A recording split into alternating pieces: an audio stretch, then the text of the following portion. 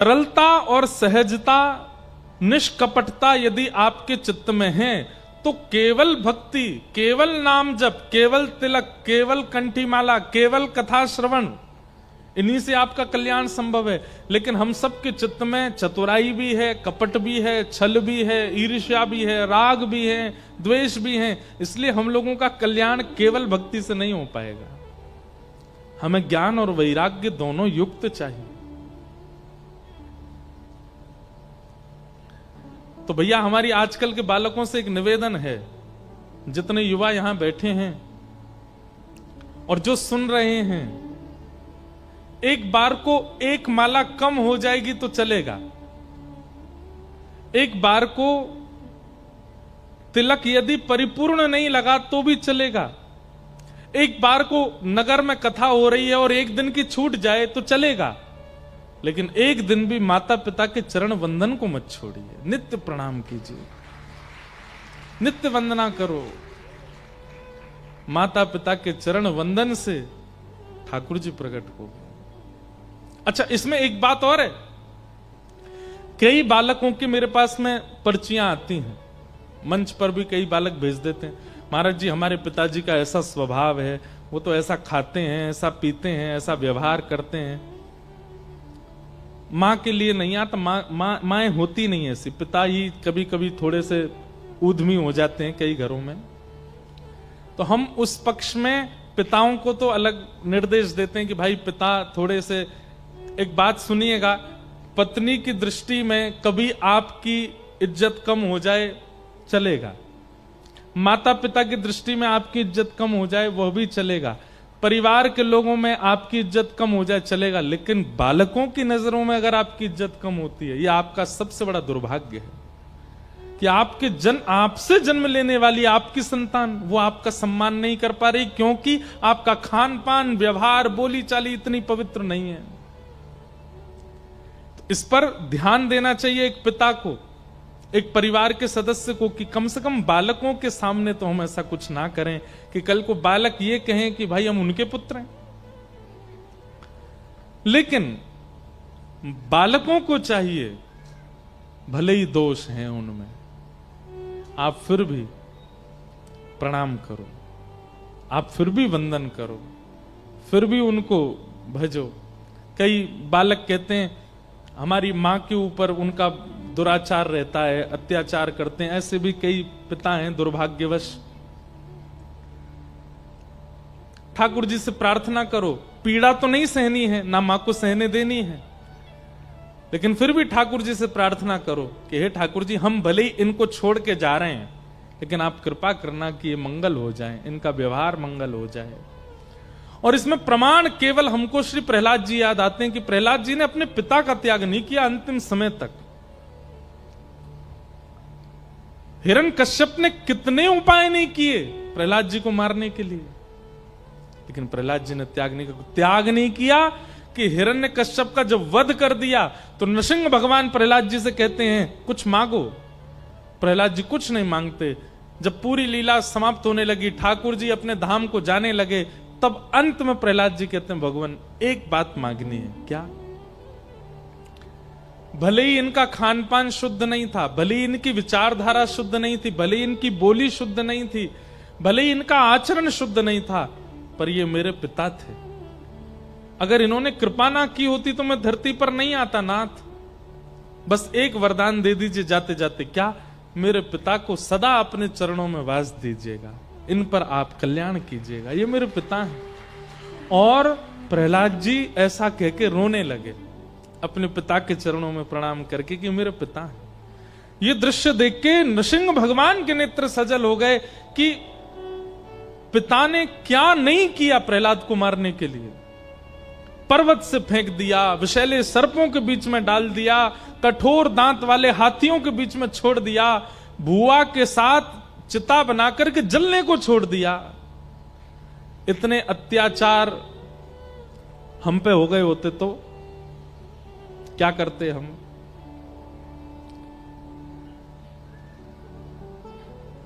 हम लोगों की तो पूछो ही मत, हम क्या करते। और आज के समय में अगर प्रहलाद जी होते तो कितने लोग प्रहलाद जी की एक नई पार्टी बना दी होती, प्रहलाद जी को ले जा करके और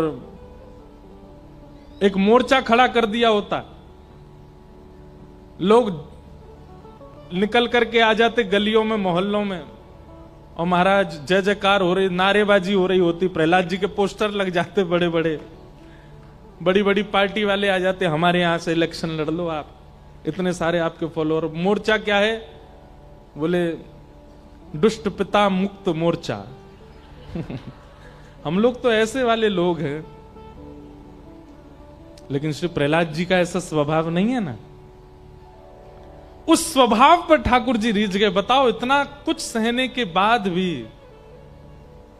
प्रहलाद के चित्त में कोई दोष नहीं आया। हमारी तो प्रार्थना है भैया, आप जिस भूमि पर रहते हैं यहां माता पिता की सेवा भगवत प्रकट करती है। बाकी काम बाद में कीजिएगा, नियम कीजिए, साधना कीजिए, जप कीजिए, नाम गाइए, कथा सुनिए, पर सबसे पहले दिन की शुरुआत माता पिता को प्रणाम करके कीजिए, उनको वंदन कीजिए। हमें कई माताएं पूछती हैं, कई लोग पूछते हैं, बालकों में भगवत भक्ति कैसे प्रारंभ से डाली जाए, अपनी सेवा कराओ, इसी से सीख जाएगा वो। माता पिता अपनी सेवा सिखाएं उसको। स्कूल जाना जरूरी है, पढ़ना जरूरी है, होमवर्क करना जरूरी है, लेकिन इन सब के साथ बालक को यह भी सिखाइए कि सुबह उठ करके बिस्तर से उतरते ही सबसे पहले मां को प्रणाम करना है, फिर पिताजी को प्रणाम करना है, दादी को प्रणाम करना है, दादा को प्रणाम करना है, बड़े लोगों को प्रणाम करना, उसके बाद मुंह धोना है। बिना मुंह धोए सबको पहले प्रणाम करके आओ। छोटी अवस्था है बालक की, इसमें यही उसको सेवा सिखाइए।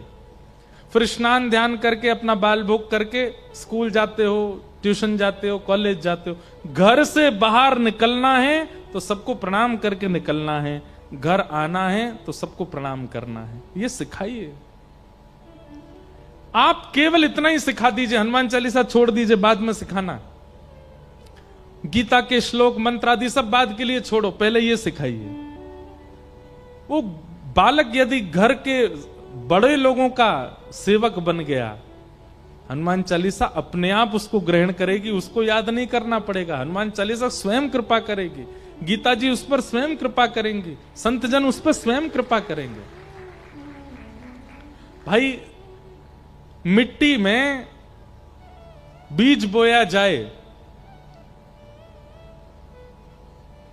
और जल डाला जाए, सूर्य का प्रकाश किया जाए, तो बीज अपने आप पुष्पित होता है, अपने आप पौधा बनता है, पौधे से वृक्ष बनता है, वृक्ष से अब उसमें फल टांगने नहीं पड़ते, उसमें फूल लगाने नहीं पड़ते, अपने आप प्रकट करता है।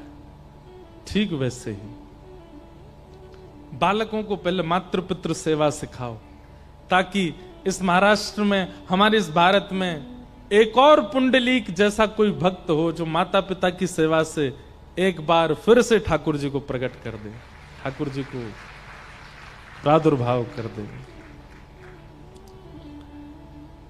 तो ऐसी भूमि है महाराष्ट्र की। तो कल हम इस प्रकार महात्मा सुन रहे थे, प्रेत बन गया, धुंधुकारी माता पिता पर दोष बुद्धि रखता था, जिसके कारण प्रेत बनना पड़ा। भागवत की कथा से प्रेत योनि से मुक्त हुआ। यहां दो बातें सिद्ध हुई। पहली बात कि कितना भी भयंकर प्रेत हो, कितना भी भयंकर कोई प्रेत योनि में चला गया हो, उसके निमित्त यदि भागवत श्रवण कर ली जाती है या पाठ करा लिया जाता है, वो प्रेत योनि से मुक्त हो जाता है। और दूसरी बात क्या सिद्ध होती है कि भूत प्रेत होते हैं। कई लोगों को लगता है भूत नहीं होते, प्रेत नहीं होते, होते हैं। ये बात सिद्ध हो गई यहां पर आजकल इनका ये थोड़े कम एक्टिव हैं, भूत प्रेत थोड़े कम एक्टिव हैं। क्यों? क्योंकि हम मानव भूतों से कम नहीं हैं। पहले भूत कब आते थे? रात में 10 बजे के बाद आते थे। अब आजकल हम सोते ही 2 बजे हैं, पूरी दुनिया ही जगी रहती 2-3 बजे तक। भूत कहते हैं यार हमारा टाइम भी लेगा ये लोग, सुबह आ नहीं सकते हम, 4 बजे के बाद तो सूर्योदय हो जाता है, सूर्योदय में भूत प्रेत दिखते नहीं है। रात के टाइम हम लोगों को एक नया प्रेत मिल गया है, फोन, उसी के आश्रय में इतना रहते हैं कि भूत प्रेत बेचारे एक्टिव हो ही नहीं पा रहे। अब सब छोड़ छाड़ के चले गए शहरों को, जंगल वंगलों में रहते होंगे, शेर वेरों को ही दिखते होंगे, हमको तो दिखते नहीं है अब। तो ऐसा है। तो इस प्रकार भागवत जी प्रेत पीड़ा विनाशिनी। आइए अब भागवत जी के प्रथम स्कंद में हम लोग प्रवेश करते हैं। जन्माद्यस्य यतोऽन्वयादितरतः चार्थे स्वविज्ञस्वराट् तेने ब्रह्म हृदय आदि कवये मुह्यन्ति यत्सूरयः तेजो वारिमृदां यथा विनिमयो यत्र तृषगो मृषा धाम्ना स्वेन सदा निरस्तकुहकं सत्यम परम धीमहि। भागवत जी का पहला श्लोक। जो परमात्मा जन्म और मृत्यु के चक्र से परे हैं, बल्कि जिनके हाथ में जन्म मृत्यु का चक्र होता है। चार्थे स्वविज्ञ स्वराट, जो अविज्ञ हैं, अनविज्ञ नहीं है, सब जानते हैं, उनको सब पता है, उनसे कुछ छुपा नहीं है। तेने ब्रह्म हृदय आदि कवये मुह्यन्ति यत्सूरयः, जो आदि कवि ब्रह्मा आदि जैसे देवताओं को भी अपनी लीला पर मोहित कर लेते हैं, जिनके अधीन सब देवता रहते हैं। पृथ्वी, जल, अग्नि, वायु, आकाश, ये पंच तत्व जिनकी भ्रगुटी टेढ़ी करने पर लीला करती है। धामना स्वेन सदा निरस्त कुहकम सत्यम परम धीमहि। ऐसे परमात्मा इस अमृष दुनिया को, जो मिथ्या है, अपनी माया से सब लोगों को सत्य सी प्रतीत कराते हैं। ऐसे श्री कृष्ण को, ऐसे परम सत्य परमात्मा को हम बारंबार प्रणाम करते हैं। भगवान कौन है? एक बात हमारी बहुत ध्यान से सुनिए सब लोग। ठाकुर जी के प्रति आस्था होना, ठाकुर जी के प्रति श्रद्धा होना, समर्पण होना, ठाकुर जी के प्रति लगाव होना, ये सब बाद की बात। सबसे पहला ये विश्वास होना कि यही सत्य है, ये परम सत्य है। मैं एक बात कथा में कहता हूं, बहुत ध्यानपूर्वक सुनिएगा। हमारा और ठाकुर जी का एक खेल चल रहा है, एक गेम चल रहा है। कौन सा खेल? बचपन में एक खेल खेला था हम लोगों ने,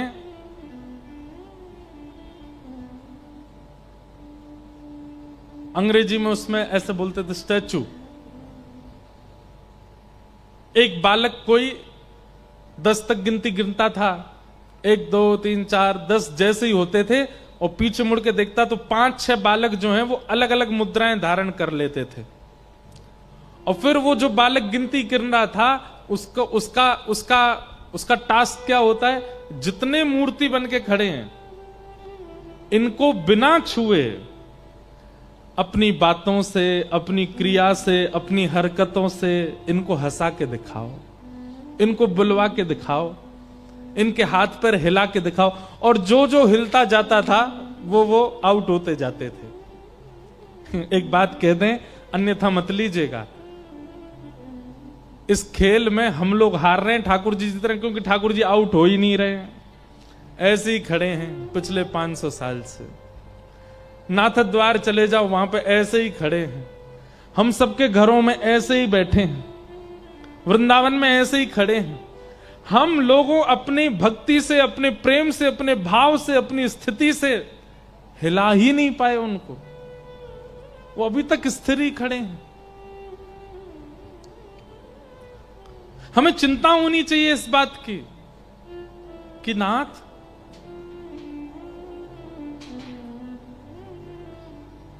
हमारा प्रेम ऐसा नहीं, हमारा भाव ऐसा नहीं कि आप थोड़े से मचल जाओ। ठाकुर जी जैसे वैसे ही रहते हैं, कभी कोई परिवर्तन उनमें नहीं दिखता। क्यों?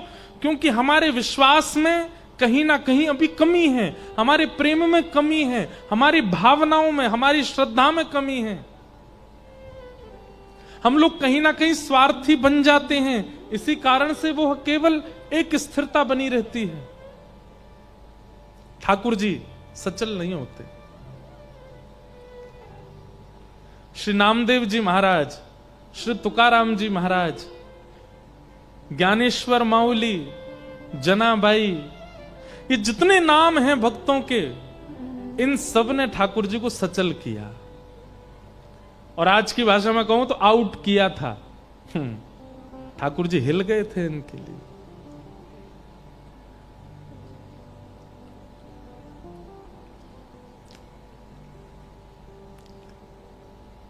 संत श्री तुकाराम जी महाराज, नामदेव जी महाराज, अद्भुत संत हुए महाराष्ट्र में। मुझे बहुत प्रिय है महाराष्ट्र के संत, मुझे सबसे ज्यादा भक्त मुझे प्रिय है महाराष्ट्र के। भक्त चरित्र जितने भी हम कहते हैं सब अच्छे लगते हैं, पर कहीं ना कहीं ऐसा लगता है कि जैसे पूर्व में शायद 200-250 साल पहले मैं भी शायद महाराष्ट्र में किसी भक्त के, किसी सेवक का सेवक रहा हूंगा, इसलिए महाराष्ट्र के जब भक्तों का चरित्र आता है ना, मन बड़ा प्रसन्न हो जाता है। हमको मराठी समझ नहीं आती, पर अभंग सुनना इतना अच्छा लगता है, ऐसा लगता है कि मानो कोई अपनों की बात कर रहा है।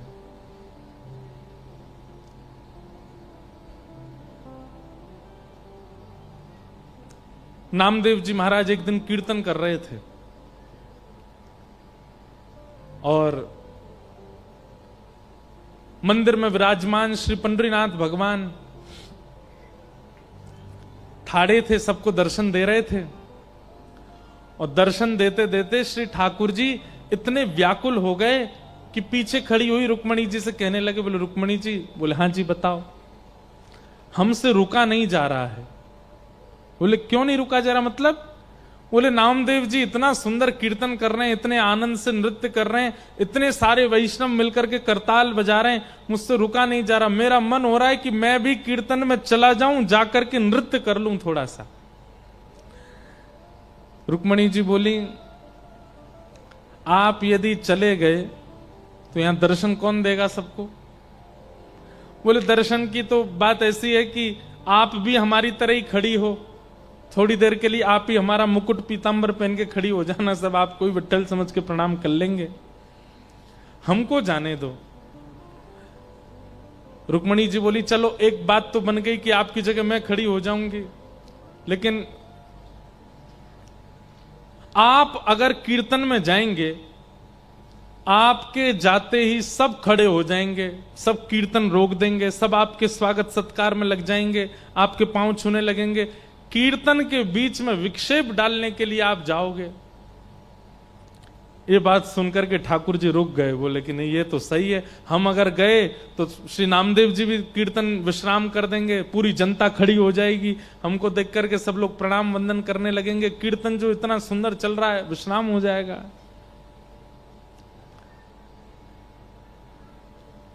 रुक्मणी जी ने जैसे ही देखा कि श्री पंडरीनाथ भगवान थोड़े से मुख मुरझा गया कि कीर्तन में हम नहीं जा पा रहे, हम इस बात को इसलिए बता रहे हैं कि नामदेव जी के शब्द में इतना इतना प्रेम था कि मंदिर में बैठे ठाकुर जी व्याकुल हो रहे थे।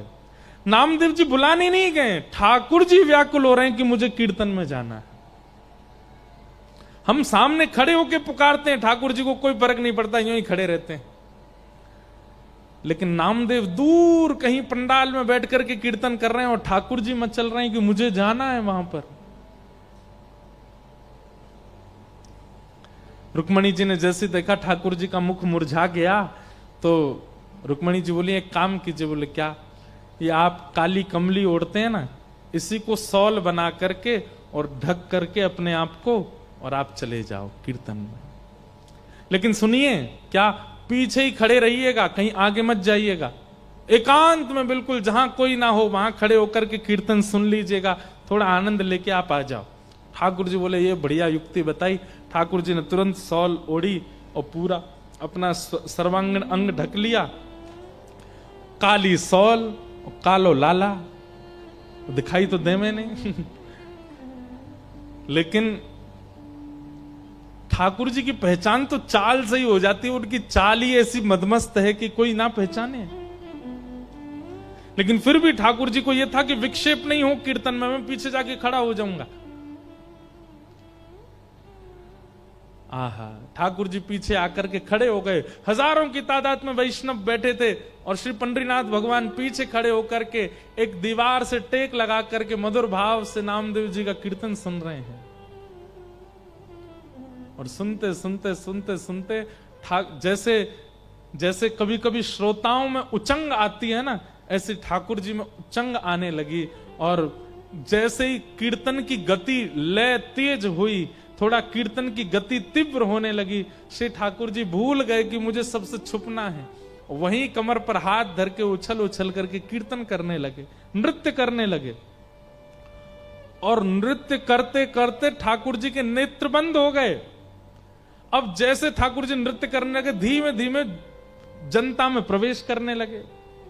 अब पहले तो लोग उनको जगह नहीं दें अंदर आने की, लेकिन जैसे पीछे मुड़ करके देखें कौन है धक्का दे रहा है, पीछे देखें तो साक्षात पंडरीनाथ, और अपनी कमर पर हाथ धर करके मधुर भाव से नृत्य कर रहे हैं। हल्ला हो गया सब श्रोताओं में, अरे साक्षात पंडरीनाथ आ गए। सब ने मार्ग दे दिया और श्री ठाकुर जी नृत्य करते करते नेत्र बंद हैं, अश्रुपात प्रेमाश्रु गिर रहे हैं नेत्रों से। और कभी भुजा उठा के नृत्य करते हैं, कभी कमर पर हाथ धर के नृत्य करते हैं। सब देख करके आश्चर्यचकित हो गए।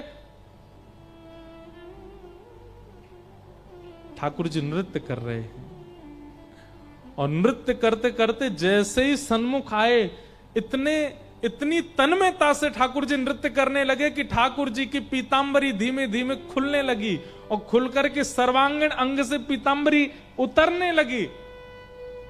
लेकिन ठाकुर जी को भान नहीं है कि मेरी पीतांबरी उतर रही है।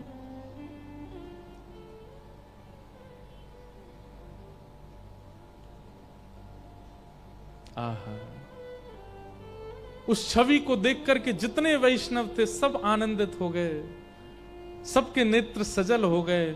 सबने ठाकुर जी को प्रणाम किया, दंडवत किया। इतना प्रेम ठाकुर जी करते हैं एक वैष्णव वाणी से। एक अभंग गाया जाता है, उसका अर्थ तो मुझे ज्यादा नहीं पता। अबीर गुलाल उधरी तरंग,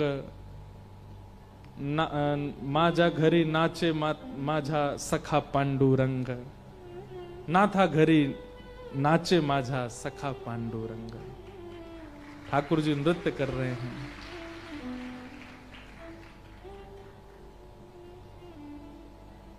हम वैसे तो बहुत सौभाग्यशाली है कि हम ब्रज में जन्मे, पर कहीं हमारा जन्म महाराष्ट्र में हुआ होता ना तो हम सारे अभंग याद कर करके गाते, तो मराठी हमारी भाषा ही हो जाती ना फिर। लेकिन अब मराठी हमको आती नहीं। अच्छा, दूसरी बात क्या है, आप भाषा समझ करके भगवत वाणी कभी नहीं पढ़ पाओगे, भाव समझ के ही याद कर सकते हो। हमको तो इतना सुख लगता है, इसीलिए हम अष्ट सखाओं को गाते हैं, क्योंकि वो हमारी ब्रज भाषा में है।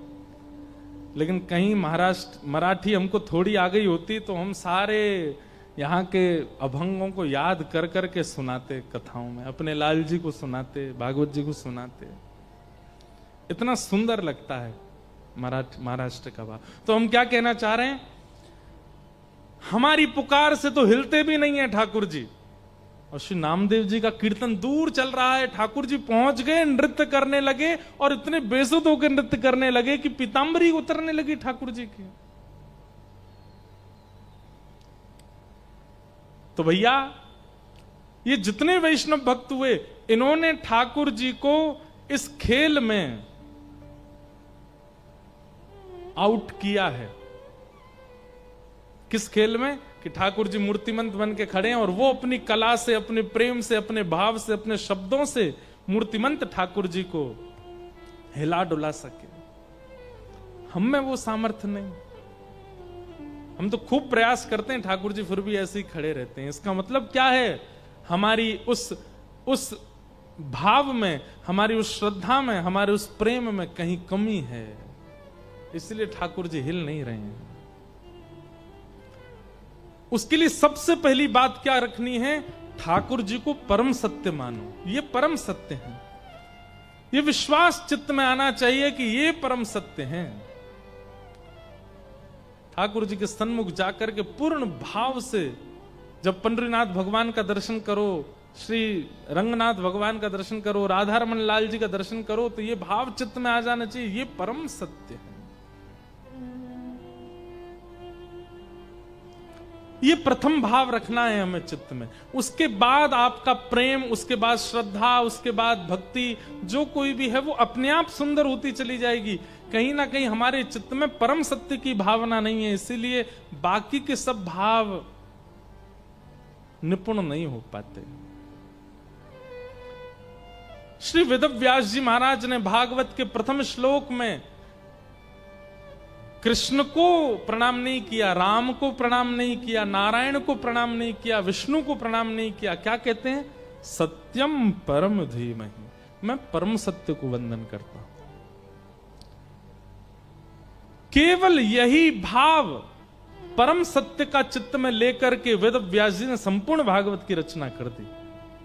हमारे अंदर कहीं ना कहीं संसार सत्य है, ठाकुर जी को सत्य मानते हैं, पर कहीं ना कहीं संसार को भी सत्य मानते हैं, कहीं ना कहीं व्यवहार को भी सत्य मानते हैं।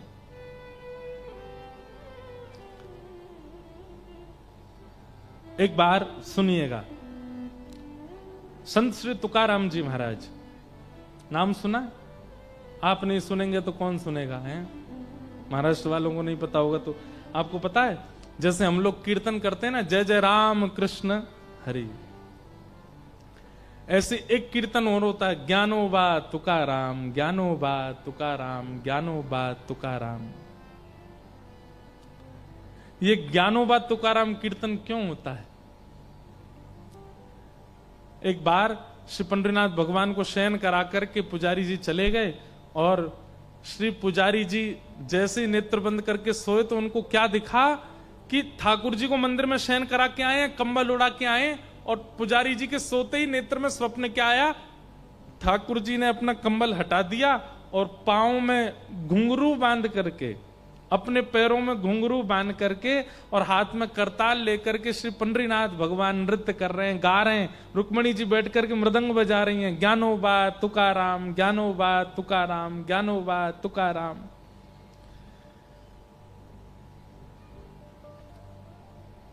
ये दृश्य देख करके पुजारी जी व्याकुल हो गए, बोले मैं ठाकुर जी को सुला के आया, ये कैसा सपना आया कि ठाकुर जी सोए नहीं है। दौड़ करके गए और मंदिर में जाकर के धीमे से भीतर गर्भगृह के अंदर झांक करके देखा तो वहां यही दृश्य दिखा। श्री पंडरीनाथ भगवान हाथ में करताल लिए, मंजीरा लिए, ज्ञानोबा तुकाराम, ज्ञानोबा नृत्य कर रहे थे। रुक्मणी जी मृदंग बजा रही हैं और श्री ठाकुर जी नृत्य कर रहे हैं। पुजारी जी ने तुरंत प्रणाम किया, जय हो पंडरीनाथ। ठाकुर जी तुरंत स्थिर होने लगे, अपने स्थान पर खड़े होने लगे, बिल्कुल स्थिर। बोले अब मत होइए, चोरी पकड़ ली हमने, अब जैसे हो वैसे ही रहो। ठाकुर जी बोले आप क्यों आ गए?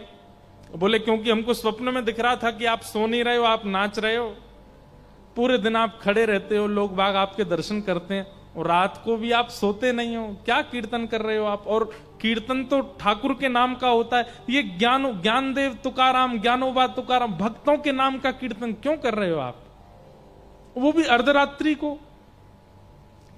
ठाकुर जी बोले मुझे इनकी बहुत याद आती है, इन्होंने मेरे को इतना गाया, मेरा इतना कीर्तन किया कि मैं स्वयं को रोक नहीं पाता इनका कीर्तन करने से, इसलिए करताल लेकर के पूरी रात में अपने भक्तों का कीर्तन करता हूं। पुजारी जी बोले एक बात बताइए, भक्त तो आपके बहुत सारे हुए, लेकिन आप केवल ज्ञानोबा तुकाराम ही क्यों? ये दो मतलब आपके ज्यादा प्रिय हैं। श्री ज्ञानदेव जी महाराज और श्री तुकाराम जी यही आपके अति प्रिय हैं। बाकी के इतने सारे भक्त हुए, श्री नामदेव जी भी हुए, और उत्तर भारत के कई सारे भक्त हुए, अष्ट सखा हुए, ये सब तुलसीदास जी महाराज आदि, इन सब का किसी का नाम नहीं, ज्ञानोबा तुकाराम। ठाकुर जी बोले भक्तों की यदि गिनती की जाए तो मेरे अवतार कम पड़ेंगे, भक्तों के अवतार ज्यादा हैं। इतने सारे भक्त हैं कि सबका नाम एक साथ गाना मेरे लिए संभव नहीं। इसलिए हम क्या करते हैं, बोले एक भक्त तो है आदि भक्त और एक भक्त है अंत भक्त। आदि भक्त कौन? श्री ज्ञानदेव जी महाराज। भक्ति काल, भक्ति शतक आया था भारत में, 100 साल केवल भक्ति हुए थे। भक्ति शतक के सबसे पहले भक्त हैं श्री ज्ञानेश्वर माउली। इसलिए ठाकुर जी कहते हैं पहला नाम मैं उनका लेता हूं। और श्री भक्ति शतक के सबसे विश्राम के भक्त हैं श्री तुकाराम जी महाराज। छत्रपति शिवाजी महाराज के समय पर तुकाराम जी महाराज। तो ये 100 साल की जो भक्ति काल आया था उसमें प्रथम हुए श्री ज्ञानदेव जी, दूसरे हुए, अंतिम हुए श्री तुकार। इसलिए हम इन दोनों का नाम बोलते हैं। इस बीच में जितने भक्त हैं सबके नाम अपने आप उच्चारित हो जाते हैं। इसलिए ज्ञानो बात तुकाराम। पुजारी जी इतने प्रसन्न हो गए, बोले जय जय, आप विश्राम करो। बोले कल से हम नियम लागू करवा देंगे, जय जय राम कृष्ण हरि तो कीर्तन होगा ही, और साथ में ज्ञानो बात तुकाराम, ज्ञानो बात तुकाराम, ये कीर्तन भी होगा। तो जब हम राम कृष्ण हरि गाते हैं हम लोगों का मन नृत्य करता है, पर बीच बीच में जब ज्ञानो बात तुकाराम गाते हैं तो श्री पंडरीनाथ भगवान नृत्य करने लगते हैं, आनंदित हो जाते हैं, मेरे भक्तों का नाम गा रहा है। एक बात कहें, कभी कोई अपराध आपसे बन जाए, कभी कोई पाप आपसे बन जाए और आपको उसका भय लगता हो कि नाथ मुझसे ये गलती हो गई, अब इसकी मैं क्षमा कैसे मांगूं, खूब सारे भक्तों का नाम कीर्तनबद्ध करके ठाकुर जी के आगे गा देना। खूब सारे भक्तों के नाम कीर्तनबद्ध करना। हम लगे हैं, आज ही हमारे मन में ये भाव आया कि एक कीर्तन ऐसा बनाएं जिसमें केवल भक्तों के नाम हो, और भक्त नाम कीर्तन करके ठाकुर जी को प्रसन्न कर दो। कभी कोई अपराध बन जाए, वो भक्त नामा, वैसे तो भक्त नामावली है, हमारे भक्तमाल जी में भी गाई जाती है, ब्रज के रसिक संत गाते हैं, भक्तों के नाम गाते हैं। पर एक सहज कीर्तन बनाने का मन है कि एक कीर्तन ऐसा बनाएं कि कभी ठाकुर जी के सामने बैठ करके गावें, ठाकुर जी प्रसन्न हो जाए। तुकाराम जी महाराज जिनका मैं स्मरण कर रहा था, संत श्री तुकाराम जी महाराज अद्भुत महापुरुष हुए।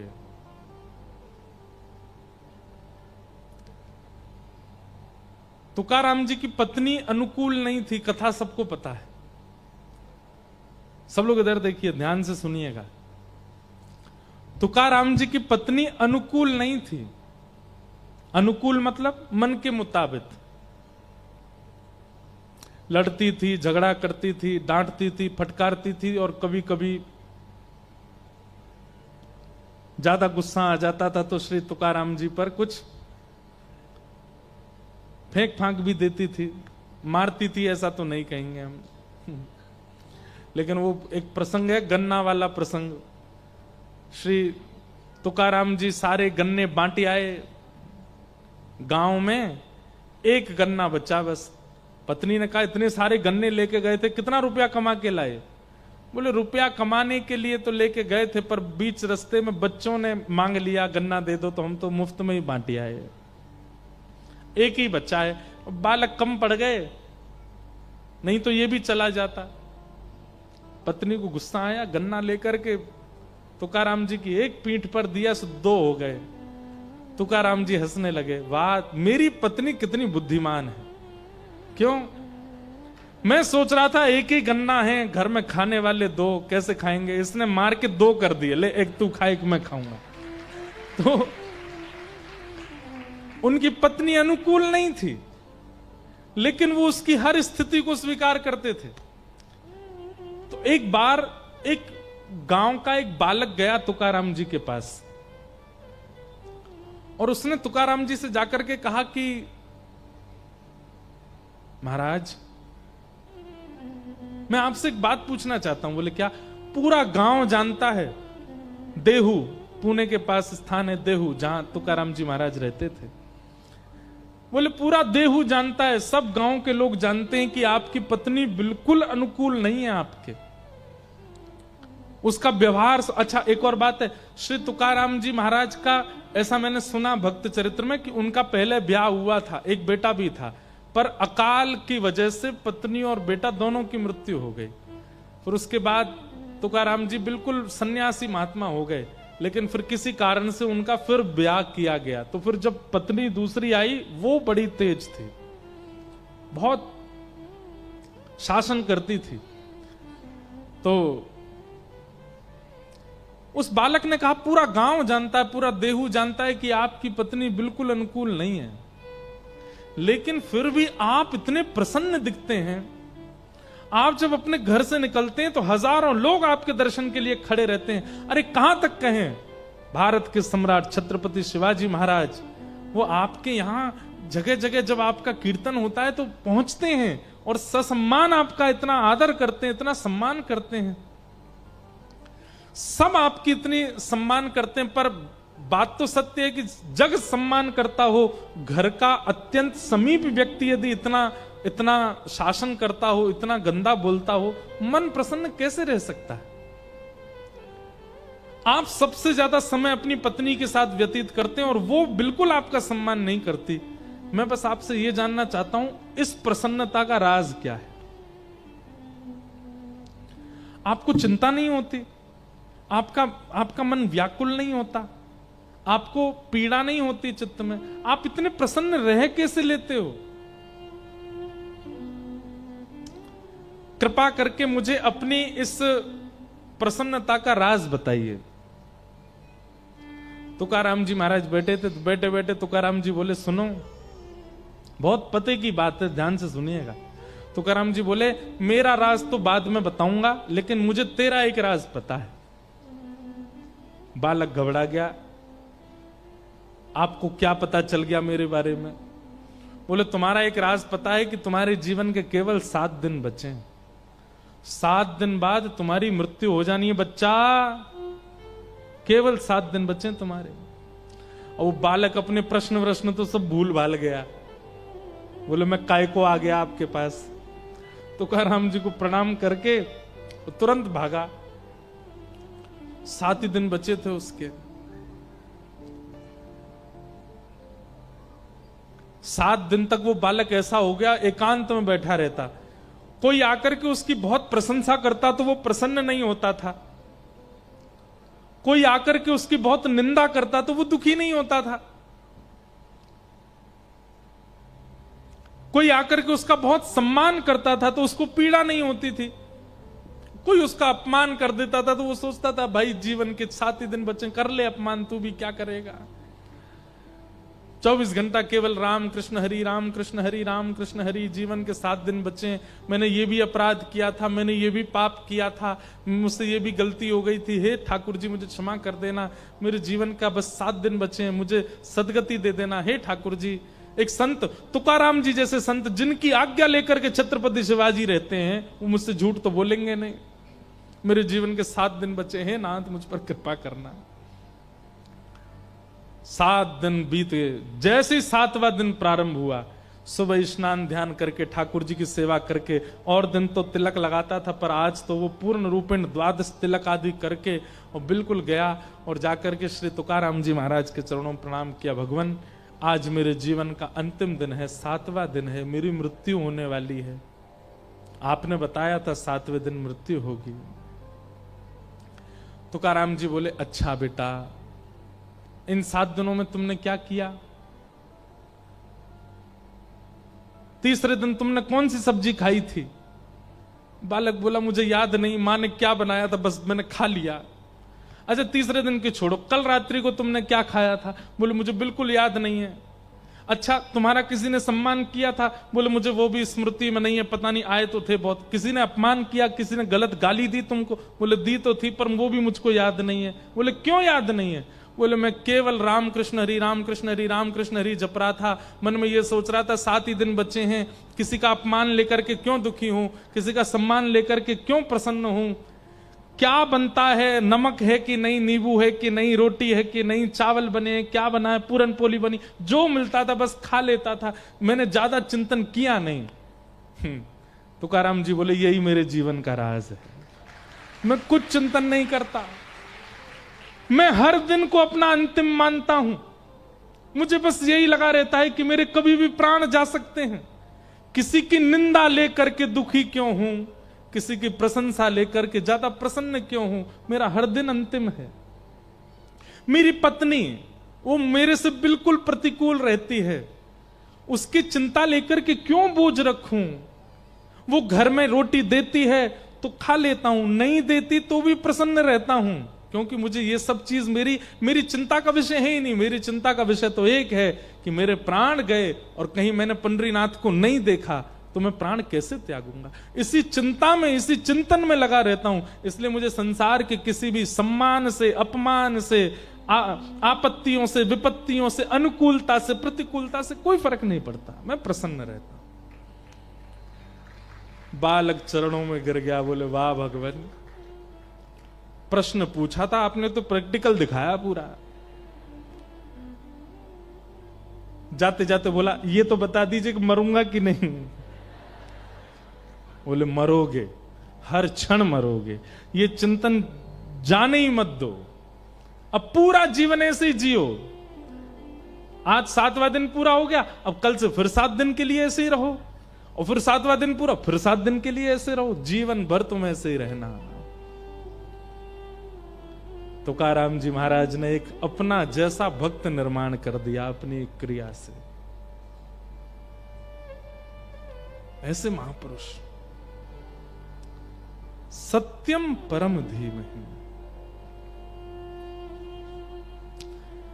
ठाकुर जी के प्रति जिनका परम सत्य स्थिति भाव होती है, ज्यादा विचलित नहीं होते। इसलिए ठाकुर जी के प्रति सबसे पहले जो निवेदन आपको करना है, उनके प्रति परम सत्य की भावना रखना कि ये परम सत्य हैं, बाकी सब मिथ्या है, यही परम सत्य है बस।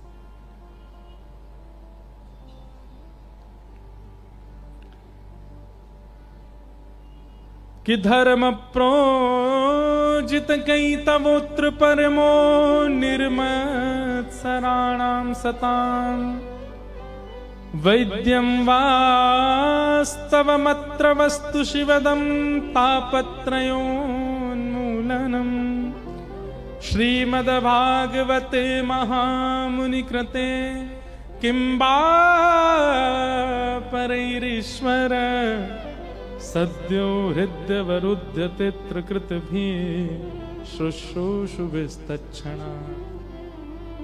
ठाकुर जी परम सत्य हैं, इसलिए मन में भाव आता है, जहां ले चलोगे वहीं मैं चलूंगा, जहां ले चलोगे वहीं मैं चलूंगा। हाँ, जहां ले चलोगे वहीं मैं चलूं।